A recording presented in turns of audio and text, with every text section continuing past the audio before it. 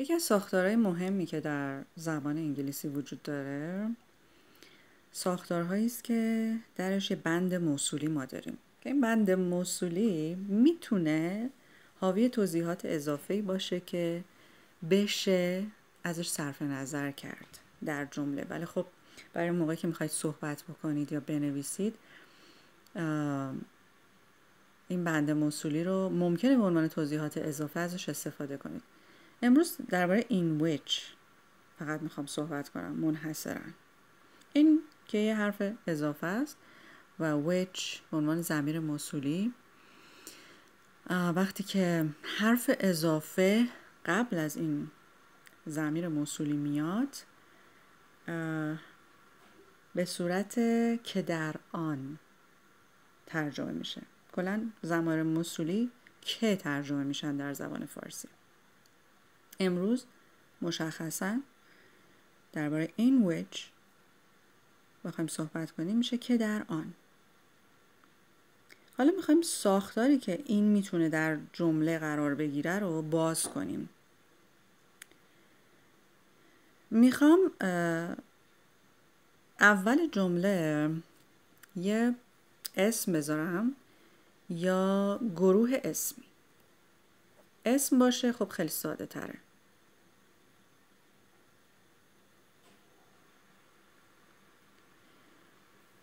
بعدش in which قرار میگیره این یه تیکه. بعد از اون ادامه جمله است که تا اینجا این یه تیکه میشه بند موصولی و اینجا یک فعلیه که من بیارمش این ور ببینید. یه فعلیه که فعل اصلی جمله است و ادامه جمله. حالا بیایم یه مثال بزنیم با اسم که از همش ساده تره. یه اسم خیلی ساده، مثلا مری.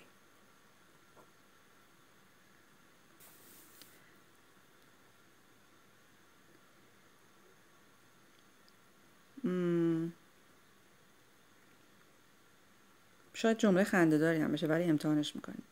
Mary in which.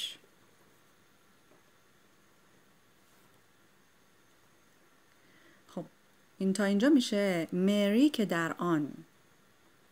حالا ببینیم که بقیه‌شو چه میتونیم بنویسیم. مری که در آن چی میتونه باشه؟ در مری چی میتونه باشه؟ مری که در آن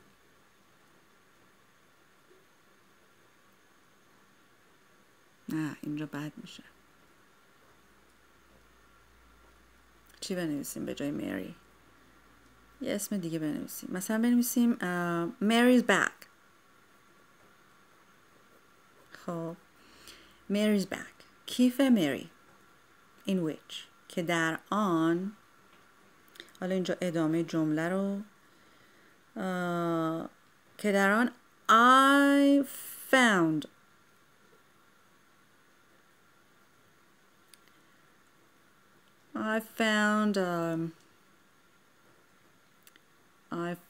مثلا چی؟ I found چی توش پیدا کردم تو کیف مری؟ I found a notebook. خب تا اینجا in which I found a notebook. اینجا میشه یه relative clause. خب اینجا میشه کل این یه تیکه تا اون بالا هم بهتون مثال زدم میشه بند موصولی. خب این میبینید که توضیح اضافه است. این found هم الان اینجا فعل اصلی کل جمله‌مون نیست. که در آن یه دفترچه پیدا کردم. خب الان از اینجا فعل اصلی فعل مهمه شروع میشه. بگیم چی؟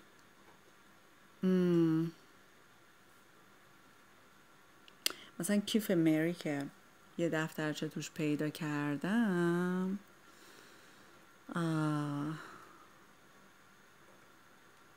زیر میز بود. زیر میزم بود. Was under table. Under my desk. Under my desk. خب زیر میزم. پس میگه که کیف مری که درش یه دفترچه پیدا کردم زیر میزم بود.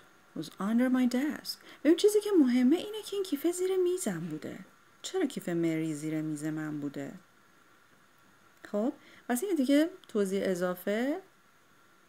موقعی هم که یه متنی رو میبینید میشه این توضیح اضافه رو نادیده گرفت. چیزی که مهمه اینه که زیر میز من بوده. چرا کیف مری باید زیر میز من باشه؟ و یه چیزی که خیلی مهمه این تطبیق پیدا کردن این فعل با این اسمیه که اینجاست. Mary's bag. یه کیف قابل شمارشه و فعل مفردم باید براش استفاده بشه. حالا بریم با گروه اسمی مثال بزنیم. اینجا حالا ما اسم گفتیم خیلی مثال ساده ای بود. مثلا گروه اسمی اگه بخوایم بیاریم بگیم که our universities basketball team. Our university's basketball team. خب تا اینجا این یه گروه اسمیه، یعنی تیم بسکتبال دانشگاهمون که همطور که میبینید اگه بخوایم با فعل مطابقتش بدیم بعدن که خیلی مهمه این کار، یه گروه اسمیه که باید فعلش حتما مفرد باشه. In which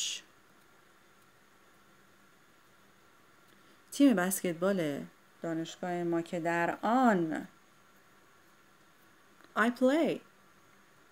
In which I play که این یه تیکه میشه relative clause.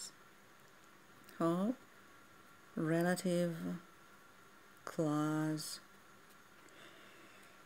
یعنی یه توضیح اضافه است. میتونه بین دو تا کاما قرار بگیره. خب چی میشه؟ تیم بسکتبال دانشگاه ما چه اتفاقی براش افتاده؟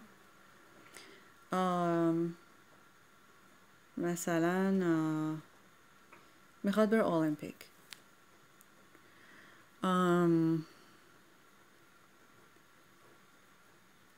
participate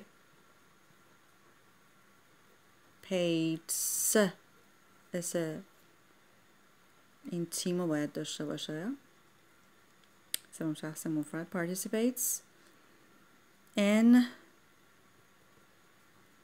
Olympic game. Olympic game? Olympic games, huh? Olympic matches? نمیدونم. اینجوری میشه با گروه اسمی. پس چیزی که مهمه اینه که قراره که participate بشه، یعنی قراره که شرکت بکنه در بازی‌های المپیک.